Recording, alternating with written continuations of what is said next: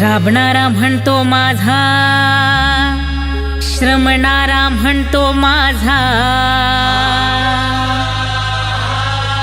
बहुजन म्हणतो माझा, मुसलमान म्हणतो हो माझा,